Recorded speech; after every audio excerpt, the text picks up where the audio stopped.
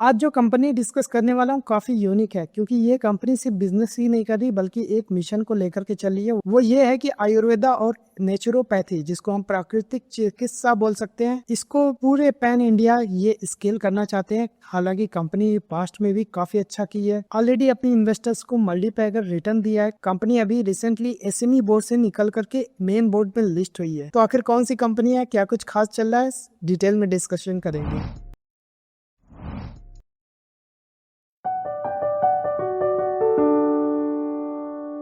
Hello investors, welcome back once again to Insidopedia. तो आज के इस वीडियो में हम डिस्कस करेंगे जीना सीखो लाइफ केयर लिमिटेड के बारे में, और आज इस वीडियो में इनका कंप्लीट स्टॉक एनालिसिस करेंगे और देखेंगे कि करंट टाइम में जीना सीखो लाइफ केयर लिमिटेड में क्या चल रहा है, मैनेजमेंट ने ग्रोथ के लिए क्या गाइडेंस दिया, क्या कुछ नए इनिशिएटिव ले रहे हैं, साथ ही साथ इनका बिजनेस मॉडल डिटेल में डिस्कस करेंगे। गोइंग फॉरवर्ड कहाँ से ग्रोथ आने वाली है, और एंड में ये भी डिसाइड करेंगे कि इस पर्टिकुलर स्टॉक में क्या रिस्क फैक्टर हो सकते हैं और इन्वेस्टमेंट की क्या अपॉर्चुनिटी मिल सकती है। शेयर प्राइस की बात करें तो पिछली साल ये शेयर 268 रुपए पे ट्रेड कर रहा था। शेयर में लगातार अपवर्ड ट्रेंड देखने को मिला। दिसंबर में 470 का हाई लगाया, उसके बाद थोड़ा सा मार्केट वीक था तो ये शेयर में भी कंसोलिडेशन आया, लेकिन जून के बाद से दोबारा से रैली स्टार्ट हुई। 11 अगस्त को देख सकते हैं काफी अच्छे वॉल्यूम के साथ दोबारा से रैली स्टार्ट हुई और रिसेंटली 720 रुपए पे क्लोजिंग हुई है, जो कि इसका ऑल टाइम हाई है। इसकी लिस्टिंग से अगर इसके शेयर प्राइस की बात करें तो 2022 में ये एसएमई बोर्ड में लिस्टिंग हुई थी, 20 रुपए के आसपास शेयर प्राइस था। आज 720 रुपए पे क्लोजिंग हुई है। ऑलरेडी 35 टाइम्स का रिटर्न ये शेयर ने दिया है। हालांकि इतना ज्यादा रिटर्न देखने के बाद यही लगता है कि काश इस कंपनी में 2 साल पहले इन्वेस्टमेंट किया होता, लेकिन मेरा मानना है आज अगर आप इसमें स्टडी करके इन्वेस्टमेंट करते हो तो भी अच्छा पैसा बन सकता है। तो इस कंपनी में करंट लेवल पे इन्वेस्टमेंट करना है या नहीं करना, इसका डिसीजन लीजिएगा, लेकिन सबसे पहले इसका डिटेल एनालिसिस कर लेते हैं। तो अगर जीना सीखो लाइफ केयर लिमिटेड की बात करें तो ये कंपनी आपकी बीएससी साथ ही साथ एनएसई दोनों में लिस्टेड है। इसकी मार्केट कैप देख सकते हैं कि एक स्मॉल कैप कंपनी है जिसकी मार्केट कैप 8951 करोड़ रुपीस के। स्टॉक भी देख सकते हैं कि काफी हाई 106 रुपए का ट्रेड कर रहा है। हालांकि इतनी ग्रोथ है उसी वजह से स्टॉक भी काफी हाई पे ट्रेड हो रहा है। और उसी की बात करें तो 49 का काफी बेहतरीन दिख रहा है। आरओई की बात करें तो ये भी काफी जबरदस्त 36% का दिख रहा है। करंट टाइम में शेयर प्राइस की बात करें तो 720 रुपए पे क्लोजिंग हुई है। इसने पिछले वीक ही 748 रुपए का हाई लगाया। इसके लो की बात करें तो पिछली साल ये 267 रुपए पे ट्रेड कर रहा था। अगर जीना सीखो लाइफ केयर लिमिटेड के बिजनेस की बात करें तो ये Ayurvedic health care service provide करते हैं, जिसमें इनके पास हॉस्पिटल्स हैं, क्लिनिक्स है। इसके अलावा इनके पास ओवर द काउंटर प्रोडक्ट्स भी हैं जो कि ये करंट टाइम में सप्लाई कर रहे हैं। तो यहाँ पे प्रेजेंटेशन में देख सकते हैं कि आज की डेट में इनके पास 55 ऑपरेशनल हॉस्पिटल्स हैं। इसके अलावा 61 क्लिनिक्स हैं। करंट टाइम में ऑपरेशनल बेड की बात करें तो 2179 जो बेड्स हैं, यहाँ पे 351 बेड्स का एडिशन किया गया है। इसके अलावा 360 बेड हैं जो कि पाइपलाइन में है। अगर इनके ज्योग्राफिकल प्रेजेंस की बात करें तो 23 स्टेट में ये स्टेब्लिश है, साथ ही साथ 100+ जो सिटीज और टाउन को कवर कर रहे हैं। इसी के साथ इनके प्रोडक्ट पोर्टफोलियो की बात करें तो 330 से ज्यादा का इनके पास प्रोडक्ट पोर्टफोलियो है। तो आप समझिए कि एक तो हेल्थ केयर सर्विस है जहाँ पे ये हॉस्पिटल्स है और क्लिनिक्स चलाते हैं, दूसरा यहाँ पे इनके पास प्रोडक्ट्स भी हैं। तो यहाँ पे अगर रेवेन्यू कंट्रीब्यूशन की बात करें तो 54% जो रेवेन्यू है आपका हेल्थ केयर सर्विस से आ रहा है। यहीं पे 46% जो रेवेन्यू कंट्रीब्यूशन है प्रोडक्ट से है। अगर कंपनी के मैनेजमेंट की बात करें तो आचार्य मनीष ग्रोवर जी हैं जो कंपनी के मैनेजिंग डायरेक्टर हैं, और साथ ही साथ प्रमोटर्स है जो कि 63% की होल्डिंग मेंटेन करके चल रहे हैं। तो ये काफी विजनरी आदमी है। इनका जो एम है पूरे इंडिया में आयुर्वेद को हर जगह पहुंचाना, और साथ ही साथ आजकल जो क्रोनिक डिजीज है, लाइफ स्टाइल डिजीज है, उसको आयुर्वेद की हेल्प से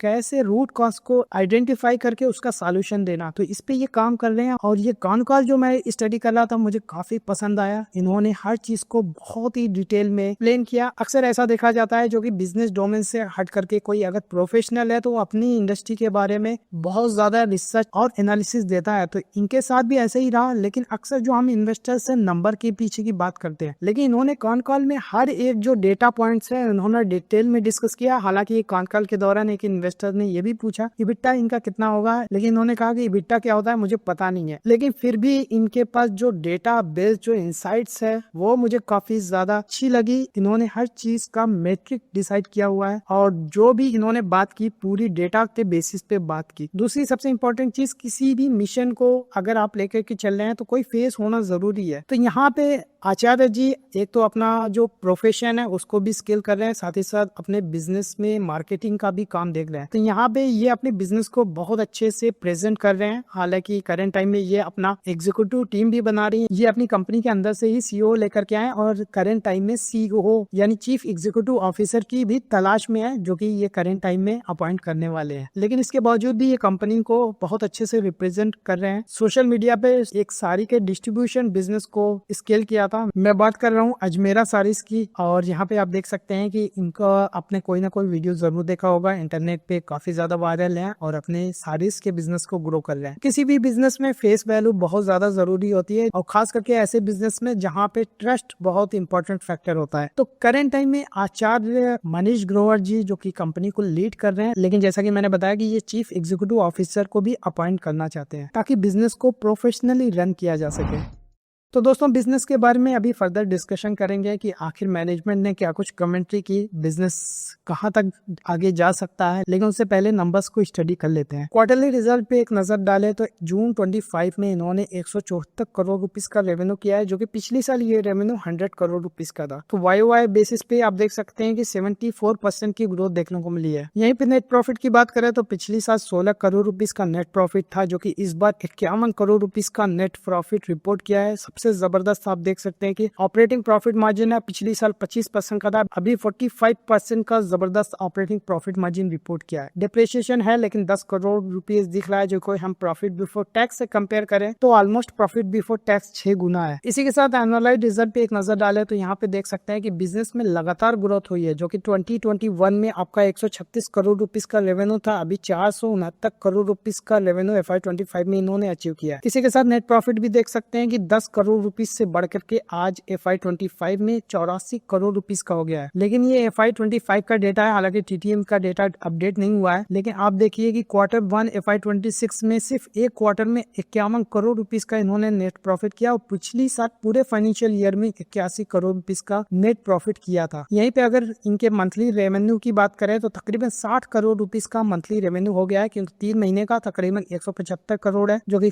रफली 180 करोड़ के आसपास का है। तो कह सकते हैं कि 60 करोड़ रुपीस का मंथली रन रेट इनका अभी चल रहा है। तो अगर 60 करोड़ रुपीस का मंथली रन रेट लेकर के चले तो 12 महीने में 12 छक्का 72 हो जाता है, तो तकरीबन 720 करोड़ रुपीस का रेवेन्यू FY26 में आ सकता है। और मैनेजमेंट ने भी यही गाइड किया कि FY26 में ये 700 करोड़ रुपीस का रेवेन्यू कर सकते हैं। बैलेंस शीट पे एक नजर डाले तो यहाँ पे देख सकते हैं कि इक्विटी कैपिटल एकदम कांस्टेंट बना हुआ है, क्योंकि इन्होंने FY24 में फंडिंग रेज की थी, उसके बाद FY25 में कोई भी फंडिंग रेज नहीं की। इक्विटी कैपिटल और रिजर्व ऑलमोस्ट 275 करोड़ रुपीस का है, जहाँ पे बोरिंग से 11 करोड़ रुपीस का दिख रहा है। कंपनी के पास डेट है लेकिन बहुत ही निग्लिजिबल सा डेट दिख रहा है। फिक्स्ड एसेट की बात करें तो ये बढ़ रहा है, लेकिन बिजनेस में भी ग्रोथ है, तो कैपेक्स ये लगातार कर रहे हैं, कोई मेजर कंसर्न नहीं है। CWIP भी 13 करोड़ रुपीस का दिख रहा है। अदर एसेट पे एक नजर डाले तो इन्वेंट्रीज का लेवल देख सकते हैं कि सिर्फ 12 करोड़ रुपीस की इन्वेंट्री होल्ड कर रहे हैं। ट्रेड रिसीवेबल हालांकि थोड़ा सा बढ़ा हुआ है, 98 करोड़ रुपीस का हो गया है। तो यहाँ पे मैनेजमेंट ने बताया कि 90 करोड़ रुपीस का जो ट्रेड रिसीवेबल है वो गवर्नमेंट के पास है, इसी वजह से ये गवर्नमेंट के बिजनेस को कम कर रहे हैं। कैश एंड कैश इक्विवेलेंट की बात करें तो अगर 26 करोड़ रुपीस में से डेट को माइनस कर दिया जाए तो भी यहाँ पे कंपनी के पास नेट डेट 0 ही है। कैश फ्लो पे एक नजर डाले तो यहाँ पे देख सकते हैं कि कंपनी लगातार कैश जनरेट कर रही है, जो कि काफी अच्छी बात है, लेकिन ये लगातार इन्वेस्टमेंट भी कर रहे हैं। फाइनेंसिंग एक्टिविटी पिछले 2 क्वार्टर से भी निगेटिव में दिख रहा है। इसका मतलब है कि पिछले 2 फाइनेंशियल ईयर में कोई भी इन्होंने फंडिंग रेज नहीं की। और यहाँ पे आप देख सकते हैं कि लास्ट टाइम इन्होंने इक्विटी डायलूट किया था, 55 करोड़ रुपीस की फंडिंग FY23 में रेज की थी, उसके बाद से इन्होंने कोई भी फंडिंग रेज नहीं किया। हालांकि ऐसा कम ही देखने को मिलता है, क्योंकि ऐसे भी कंपनीज होती हैं उनको लगातार जो है फंडिंग की जरूरत पड़ती रहती है। लेकिन यहाँ पे इन्होंने FY25 में 10 करोड़ रुपीस का डेट लिया है, जो कि इनकी बैलेंस शीट में 11 करोड़ रुपीस का नेट डेट FY25 के बैलेंस शीट में दिख रहा है। रेशियोज पे एक नजर डाले तो डेटर डेज थोड़ा सा बढ़ रहा है, लेकिन यहाँ पे इन्होंने बताया कि गवर्नमेंट के साथ पैसा मिलने में थोड़ा सा डिले हो रहा है, जिसकी वजह से ये गवर्नमेंट के साथ बिजनेस अभी कम कर रहे हैं। इन्वेंट्रीज का लेवल भी थोड़ा सा बढ़ रहा है और वर्किंग वर्किंग कैपिटल डेज की बात करें तो ये सेम लेवल पे मेंटेन है, जो कि काफी अच्छी बात है। कंपनी का आरओसी भी काफी जबरदस्त 50% का दिख रहा है, जो कि पिछले 2-3 फाइनेंशियल ईयर से ये मेंटेन करके चल रहे हैं। शेयर होल्डिंग पैटर्न पे एक नजर डाले तो यहाँ पे प्रमोटर्स की होल्डिंग देख सकते हैं कि एकदम कांस्टेंट बनी हुई है। यहीं पे अगर एफआईज की होल्डिंग की बात करें तो ये लगातार बढ़ती हुई दिख रही है। अभी ऑलमोस्ट 6% की होल्डिंग एफआईज के पास है। डीआईज की होल्डिंग थोड़ा कम है, सिर्फ 0.18% की है। नेट में पब्लिक की होल्डिंग की बात करें तो 30.31% की पब्लिक के पास होल्डिंग है। कोई मेजर कंसर्न नहीं है। सबसे अच्छी बात प्रमोटर्स की होल्डिंग एकदम कांस्टेंट बनी हुई है, साथ ही साथ एफआईज भी इसमें अच्छी स्टेक होल्ड कर रहे हैं। Overall number of share holder भी कोई बहुत ज्यादा नहीं है, 7482 इन्वेस्टर इसमें इन्वेस्टेड है। तो दोस्तों आप देख सकते हैं कि फाइनेंशियल ट्रैक रिकॉर्ड काफी अच्छा रहा। शेयर प्राइस पिछले 4 सालों में ऑलमोस्ट 35 टाइम्स का रिटर्न दे चुका है। बिजनेस में लगातार ग्रोथ हो रही है। FY25 में टोटल इन्होंने 84 करोड़ रुपीस का नेट प्रॉफिट किया था और अकेले Q1 में 51 करोड़ रुपीस का प्रॉफिट कर लिया है, जो कि काफी सरप्राइजिंग था। तो यही रीजन एक था जिसकी वजह से शेयर प्राइस देख सकते हैं कि नया हाई लगाया है और 700 के ऊपर अभी भी होल्ड कर रहा है। तो दोस्तों अब आगे इस वीडियो में मैनेजमेंट की कमेटी को डिस्कस करेंगे, ताकि हम समझ पाए कि क्या इतना स्टॉक भी जो इतना हाई पे ट्रेड हो रहा है, 106 का स्टॉक भी है, क्या ये रीजनेबली वैल्यूड है या फिर इसमें करेंट लेवल पे भी इन्वेस्टमेंट की अपॉर्चुनिटी बनती है। तो चलिए मैनेजमेंट की कमेटी को डिस्कस करें। अगर इनके कॉर्पोरेट अपडेट्स की बात करें तो जैसा कि इनका जो है मेन बोर्ड में लिस्टिंग हो गई है, क्योंकि ये शेयर पहले एसएमई बोर्ड में लिस्टेड था और वहाँ पे लॉट साइज में ट्रेड हो रहा था, और यहाँ पे 11 अगस्त को ही मेन बोर्ड में लिस्टिंग हुई है और यहाँ पे एनएसई और बीएसई दोनों में ये शेयर लिस्ट हो गया, जिसकी वजह से देख सकते हैं कि एक तो लिक्विडिटी आ गई है और इसी वजह से शायद 11-12 अगस्त को जबरदस्त वॉल्यूम के साथ शेयर में एक रैली भी आई। अगर इनके ऑपरेशनल परफॉर्मेंस की बात करें तो यहाँ पे इन्होंने बताया कि प्राइवेट जो पंचकर्मा सर्विसेज है यहाँ पे काफी अच्छा ट्रैक्शन देखने को मिला। दूसरा जो आयुर्वेद की मेडिसिन ये बेच रहे हैं उसमें भी काफी अच्छी डिमांड देखने को मिली, यानी हॉस्पिटल और क्लिनिक्स में तो डिमांड है ही, साथ ही साथ ये जो प्रोडक्ट बेच रहे हैं इनके पास 330 प्लस प्रोडक्ट का पोर्टफोलियो है, वहाँ पे भी काफी अच्छी डिमांड है। अगर इनके पेशेंट वॉल्यूम की बात करें तो ओपीडी में 70% का वाई बेसिस पे ग्रोथ देखने को मिला, वहीं पे आईपीडी पे 45% की वाई बेसिस पे जबरदस्त ग्रोथ देखने को मिली है, लेकिन क्लियरली दिख रहा है कि ओपीडी में ज्यादा ग्रोथ हो रही है। अगर इनके करंट टाइम में हॉस्पिटल नेटवर्क और कैपेसिटी की बात करें, जैसा कि हमने अभी डिस्कस किया थी, Q1 में 390 बेड ऐड किया है, तो टोटल ऑपरेशनल जो बेड है 2570 हो गए हैं। यहीं पे इनका ऑक्यूपेंसी रेट भी इंप्रूव हुआ है, जो कि 53% का था, अभी 57% की ऑक्यूपेंसी ये मेंटेन कर रहे हैं। हालांकि एक चीज ये हो रही है कि ये लगातार अपने बेड्स को बढ़ा रहे हैं, जिसकी वजह से नए जो बेड्स हैं वहाँ पे ऑक्यूपेंसी लेवल बढ़ने में टाइम लगेगा, जिसकी वजह से ऑक्यूपेंसी रेट सिर्फ 57% का दिख रहा है। लेकिन अगर हम सिर्फ पुराने जो बेड्स थे उसकी बात करें तो वहाँ पे 80% तक का ऑक्यूपेंसी लेवल पहुंच गया है। तो ये एक चीज है जो कि हर हॉस्पिटल बिजनेस में कॉमन देखने को मिलती है। यहीं पे एवरेज रेवेन्यू पर बेड की बात करें तो यहाँ से 8280 रुपए का रेवेन्यू आ रहा है, जो कि पिछले साल के कंपैरिजन में फ्लैट ही है। इसी के साथ इन्होंने FY26 के लिए 700 करोड़ रुपीस का जो है टारगेट दिया है, जहाँ पे ये 60 करोड़ रुपीस का मंथली रन रेट लेके चल रहे हैं। मार्जिन के बारे में बताया कि जैसा कि इन्होंने पास्ट में गाइड किया था वही मेंटेन करके चलेंगे। हालांकि इन्होंने ये एडमिट किया कि इस क्वार्टर इनका ऑपरेटिंग प्रॉफिट मार्जिन काफी जबरदस्त था, लेकिन ऐसा आगे भी होगा जरूरी नहीं है, लेकिन आराम से ये बिजनेस में 20% का पैट मार्जिन मेंटेन करके चलेंगे। अगर इनके कैपेसिटी एक्सपेंशन की बात करें तो आने वाले 3 से 5 साल के अंदर ये 10,000 बेड्स की कैपेसिटी बनाने वाले हैं और ये काफी यूनिक सॉल्यूशन लेकर के आए हैं। तो यहाँ पे अगर बात करें तो इंडिया में बहुत ज्यादा आयुर्वेदिक मेडिकल कॉलेजेस हैं और जहाँ पे 60,000 बेड्स हैं जो कि खाली पड़े हुए हैं। तो यहाँ पे आयुर्वेदिक जो मेडिकल कॉलेज है उनके साथ पार्टनरशिप कर रहे हैं, उनको ये कह रहे हैं कि हम पेशेंट लाएंगे, अपना मार्केटिंग करेंगे कि स्टूडेंट को भी ट्रेनिंग मिलेगी। दूसरा जो है हम पेशेंट लाएंगे तो आपका हॉस्पिटल जो कि खाली पड़ा हुआ है वहाँ पे भी पेशेंट आएंगे तो रेवेन्यू भी आएगा। तो इस तरीके से इन्होंने अभी 2-3 मेडिकल कॉलेजेस के साथ पार्टनरशिप किया है, जिसमें सरस्वती कॉलेज मोहाली में है, जहाँ पे इनको सिर्फ 5 लाख रुपए का रेंट पे करना है और 7% रेवेन्यू को शेयर करना है। यहीं पे संस्कृति यूनिवर्सिटी वृंदावन में जो है वहाँ पे 2 लाख रेंट और 6% रेवेन्यू शेयर पे बात हुई है। इसी तरीके से 100 बेड का एक हॉस्पिटल है औरंगाबाद में है, वहाँ पे कोई भी इनको रेंट नहीं पे करना और बहुत ही नॉमिनल रेवेन्यू शेयरिंग पे इन्होंने पार्टनरशिप किया है। तो मैनेजमेंट ने यही बताया कि इसी तरीके से असेट लाइट बिजनेस, क्योंकि यहाँ पे इनको सिर्फ रेंटल पे करना है और रेवेन्यू शेयर देना है, कोई भी कैपेक्स करने की जरूरत नहीं है, तो इनका बिजनेस काफी असेट लाइट हो गया है और आराम से ये ग्रोथ कर सकते हैं, कोई भी फंडिंग की जरूरत नहीं है। दूसरी चीज, इसी तरीके से ये आयुर्वेदिक मेडिकल कॉलेजेस हैं, उनके साथ पार्टनरशिप करके आने वाले 3 से 5 साल के अंदर 10,000 बेड्स की कैपेसिटी बनाने वाले हैं। वैसे मैनेजमेंट ने एक बार ये भी गाइड किया कि पूरे इंडिया में 60,000 बेड हैं जो कि आयुर्वेदिक मेडिकल कॉलेजेस के पास हैं, जो कि खाली पड़े हैं। तो मैं पूरी वो अपॉर्चुनिटी को देख रहा हूँ, उनको भी बेनिफिट कराया जाए, साथ ही साथ अपने जो बिजनेस को बिना हैवी कैपेक्स किए स्केल कर सकते हैं। तो दोस्तों आप देख सकते हैं कि कितनी स्मार्ट स्ट्रेटेजी के साथ ये अपने बिजनेस को स्केल कर रहे हैं। साथ ही साथ अभी करंट टाइम में अपना प्रोडक्ट पोर्टफोलियो को भी एक्सपेंड करने वाले हैं और वहां से भी कितना रेवेन्यू आएगा इसके बारे में भी गाइड किया है। तो अभी जीना सीखो पे फर्दर डिस्कशन करेंगे आने वाले समय में क्या ग्रोथ आ सकती है, लेकिन उससे पहले बताना चाहूंगा कि इसी तरीके से मैं हर इंडिविजुअल कंपनीज पे रिसर्च करता हूँ और जो भी इन कंपनीज में बेस्ट लगती है उसमें इन्वेस्टमेंट भी करता हूँ, साथ ही साथ as a SEBI registered research analyst recommendation भी देता हूँ। तो अगर आपको मेरा स्टॉक एनालिसिस करने का तरीका पसंद आता है तो आप मेरी स्टॉक रिकमेंडेशन सर्विस को भी चेकआउट कर सकते हो। अधिक जानकारी के लिए हमारी वेबसाइट पे विजिट करें, लिंक डिस्क्रिप्शन बॉक्स में दिया हुआ है। बैक टू जीना सीखो लाइफ केयर लिमिटेड। अगर इनके टेक्नोलॉजी अडॉप्शन की बात करें तो ये काफी ज्यादा टेक्नोलॉजी का इंटीग्रेशन भी अपने बिजनेस में कर रहे हैं। रिसेंटली इन्होंने सेल्सफोर्स का CRM इंटीग्रेट किया है। जो भी हॉस्पिटल में बिलिंग होती है, कस्टमर ऑनबोर्डिंग होती है, सब कुछ सॉफ्टवेयर पे होता है, तो ये रियल टाइम में अपनी परफॉर्मेंस को भी ट्रैक कर पाते हैं। रिसेंटली इन्होंने चैटबॉट और हेल्थ केयर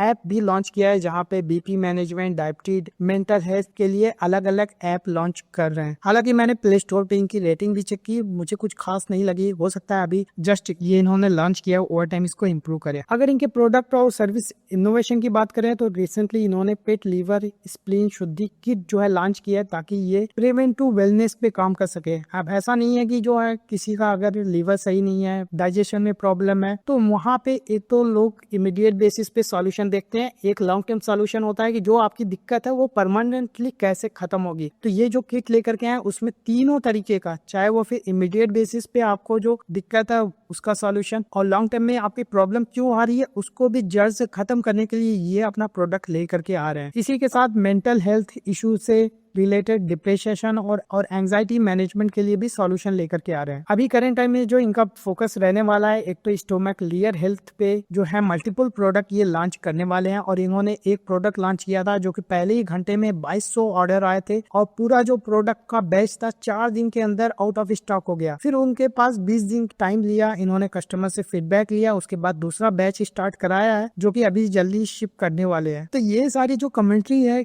बहुत ही पॉजिटिव लग रही है। अब एग्जैक्टली प्रोडक्ट क्या है, कितना इफेक्टिव है, मैंने तो पर्सनली यूज नहीं किया। अगर आप यूज करते हैं और अगर ट्राई करना चाहते हैं तो एक बार इनकी वेबसाइट पे विजिट करें, इनका प्रोडक्ट घर पे मंगाएं, इस्तेमाल करें, और जो भी रिस्पॉन्स रहेगा वो कमेंट सेक्शन में लिख करके बता दीजिएगा, क्योंकि आप लोगों का जो फीडबैक है वो मेरे लिए काफी ज्यादा इंपॉर्टेंट है। इसी के साथ इन्होंने कैंसर डायग्नोस्टिक पे भी काम किया, साथ ही साथ इन्होंने बताया कि एक जो नई टेक्नोलॉजी आई है ये इस पे ये काम कर रहे हैं। इसी के साथ इनकी प्रोडक्ट पाइपलाइन की बात करें तो आने वाले 12 से 18 महीने के अंदर ये 15 नए प्रोडक्ट लॉन्च करने वाले हैं। और इसी के साथ यहाँ पे 500 करोड़ रुपीस का रेवेन्यू सिर्फ अपने प्रोडक्ट पोर्टफोलियो से एम कर रहे हैं कि आने वाले 1.5 से 2 साल के अंदर हम 500 करोड़ रुपीस का बिजनेस लाएंगे और 20% का पैड मार्जिन रिपोर्ट करेंगे। तो आप समझिए कि सिर्फ इनका जो प्रोडक्ट बिजनेस से तकरीबन 100 करोड़ रुपीस का नेट प्रॉफिट आ सकता है, जो कि ये सिर्फ आने वाले 1.5 से 2 सालों के अंदर अचीव करना चाहते हैं। अभी FY25 के पैड की बात करें तो सिर्फ 84 करोड़ रुपीस का है। अभी इनका हॉस्पिटल भी बिजनेस है, जहाँ पे भी ये लगातार बेड का एडिशन कर रहे हैं और आयुर्वेद मेडिकल कॉलेजेस के साथ पार्टनरशिप कर रहे हैं। अगर इनके पेशेंट्स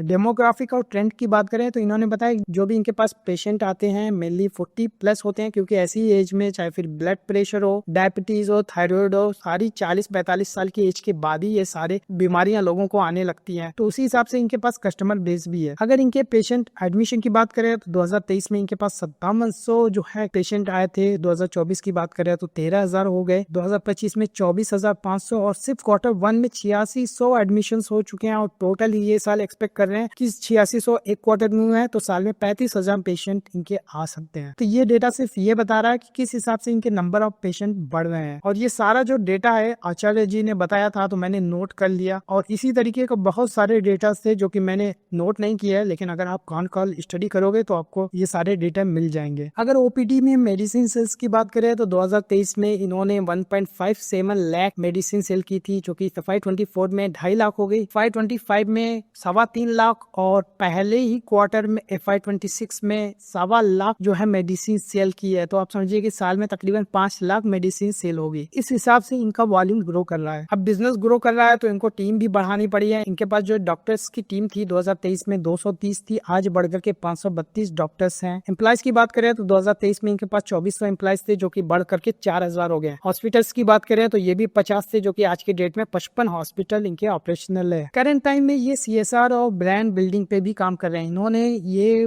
काम किया जो कि मुझे काफी अच्छा लगा कि जो अंडर प्रिविलेज पेशेंट हैं, जो कि मेडिकल फैसिलिटी को अफोर्ड नहीं कर सकते, तो इन्होंने 10% अपने मेडिकल जो सर्विस है उसको फ्री कर रखी है, ताकि ऐसे पेशेंट जिनको इलाज करने के लिए पैसा नहीं है उनका फ्री में इलाज हो सके। अब इससे 2 बेनिफिट है। एक तो इनका CSR एक्टिविटी होता है तो डेफिनेटली मरीजों की दुआ लगेगी तो बिजनेस भी बढ़ेगा। दूसरा, ऐसे लोग जो फ्री में अच्छे होते हैं वो दूसरे लोगों को बताते हैं इस हॉस्पिटल में हमारा इलाज अच्छे से हुआ और यहाँ पे ट्रीटमेंट जो है वो काफी इफेक्टिव रहा। तो ये फ्री में मार्केटिंग भी होती है, जिसकी वजह से करंट टाइमिंग का एड जो एक्सपेंस है वो भी काफी कम हुआ। उसके बावजूद भी ये बिजनेस को बहुत तेजी से ग्रो कर पा रहे हैं। तो दोस्तों, हमेशा बिजनेस में सिर्फ प्रॉफिट नहीं देखना चाहिए, कभी कभार के चीजें फ्री में भी देख करके लोग अपना बिजनेस को ग्रो कर सकते हैं। अक्सर लोग मुझसे पूछते हैं कि सर आपकी पेड सर्विस और आपके यूट्यूब चैनल में जो आप वीडियो देते हो उसमें क्या फर्क है। और कभी कभार के लोग ये भी पूछते हैं कि सर आप तो सारे शेयर्स यूट्यूब पे बता देते हो कि आप इन्वेस्टेड हो या नहीं हो, क्योंकि आप देखा होगा कि मैं हर वीडियो के एंड में बता देता हूँ कि ये शेयर में मैंने रिकमेंडेशन दिया है या नहीं दिया। लेकिन मेरा मानना है कि एजुकेशन फ्री में होनी चाहिए। यूट्यूब पे मैं चाहता हूँ कि ज्यादा से ज्यादा लोग इन्वेस्टमेंट को समझे कि कैसे जो है कंपनीज को स्टडी करके इन्वेस्टमेंट किया जाता है। अब इससे मेरा कोई नुकसान तो नहीं है, बल्कि मेरा बिजनेस ग्रो कर रहा है, क्योंकि आप ही में से जो लोग हमारे वीडियोस को पसंद करते हैं हमारी सब्सक्रिप्शन सर्विस भी लेते हैं, जो कि डेफिनेटली उनको वेल्थ बिल्ड करने में हेल्प करेगी। अगर इनकी फ्यूचर आउटलुक की बात करें तो यहाँ पे इन्होंने कॉर्पोरेट हेल्थ को भी टारगेट किया, क्योंकि यहाँ पे इन्होंने इंश्योरेंस पार्टनरशिप भी की हुई है। और करंट टाइम में इंश्योरेंस जो कंपनीज हैं वो